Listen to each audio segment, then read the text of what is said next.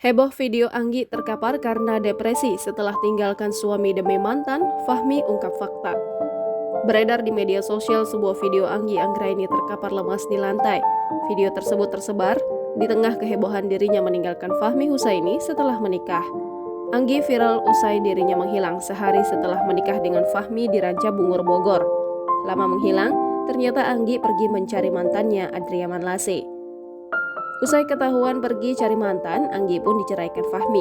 Ia dikabarkan tak mau keluar rumah bahkan jatuh sakit usai kabar dirinya meninggalkan Fahmi karena mantan.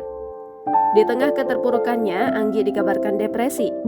Bahkan video bernarasi dirinya terkapar karena depresi viral di media sosial. Menanggapi hal tersebut, Fahmi akhirnya bereaksi soal video tersebut saat melangsungkan live TikTok. Fahmi menyebut jika sosok tersebut memanglah Anggi. Akan tetapi Fahmi mengatakan bahwa video tersebut sudah lama. Fahmi juga menjawab saat itu Anggi lesu karena baru saja makan seblak sehingga diduga membuatnya sakit. Momen itu terjadi sebelum Anggi menikah dengan Fahmi. Dikutip dari Tribun Bogor, sementara itu diketahui jika saat ini Fahmi tak tahu soal kondisi Anggi. Ia juga tak mengetahui apakah Anggi kini sudah sembuh atau masih sakit. Jangan lupa subscribe, share, komen, dan like ya.